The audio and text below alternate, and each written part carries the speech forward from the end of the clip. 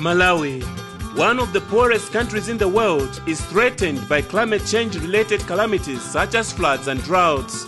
Coping with climate change is increasingly becoming necessary in this country. This is Chididi, a high-lying area in Sanje district which has been experiencing droughts due to climate change. With support from Church Action Relief and Development Card, the community here is determined to survive such harsh conditions by coming up with adaptation strategies to climate change and rehabilitate their environment. Previously, this area was extensively cultivated, but due to persistent droughts, the residue moisture which supported this cultivation is no longer available. Therefore, the intervention in this area was about capturing water from streams, especially during the rainy season, as well as engaging in integrated farming, which includes aquaculture. Village headman Massimo explains about rain harvesting. Usually when it rains, most of the water just passes through, since this is a high-lying area. So we built weirs and blocked some streams to capture water.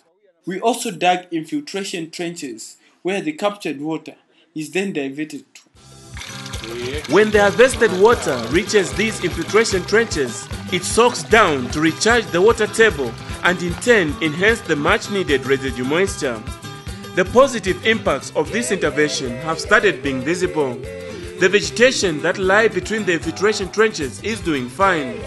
Even the community, out of their own initiative, felt it was possible to use the very same water to do direct irrigation. As of now, things are moving well here. We grow crops throughout the year. We have managed to win back our environment, and hunger is a thing of the past. The community is also using the same harvested water to engage in aquaculture.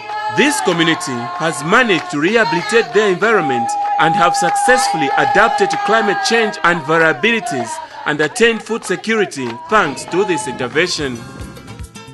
On the other side of Sanje district is Nyamula, a lower-lying area on the banks of the Shire River. The community here uses canalization system for irrigation, where water is taken from the Shire River to the canals. But with climate change, there's been persistent flooding almost every year.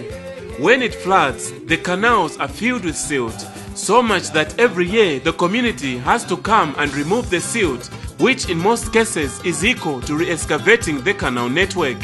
Responding to this challenge, the community, with assistance from CARD, want to lay big PVC pipes and bury them in the canals. Concrete wells with concrete lids will be built, so that when it floods, the walls of the well would not be affected. After the floods, the community would simply go and remove the concrete lids and carry on with their irrigation.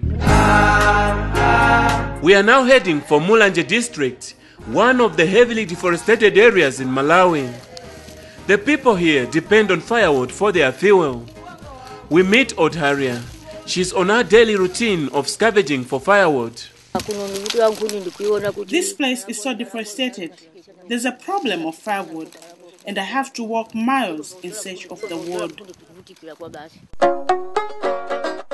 Back at the village, Odharia uses the traditional methods of preparing fire, commonly known as the three-stone fire.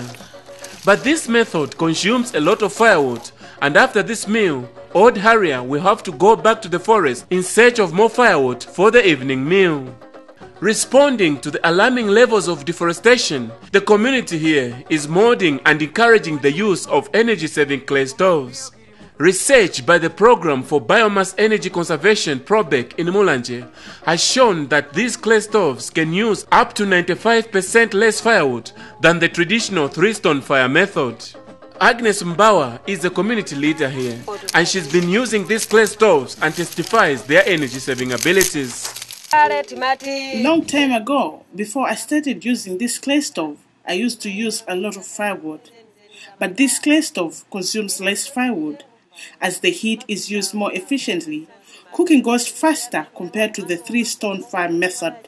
Actually, by using less firewood, these stoves are helping to prevent further deforestation, which is a big problem here.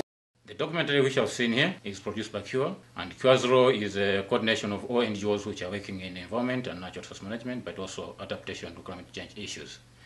Like in this documentary, we've seen the showcase of what the CURE partners are doing in activities of adaptation to climate change. As demonstrated here, you can see that adaptation to climate change is the key to assisting local communities in improving their livelihood strategies.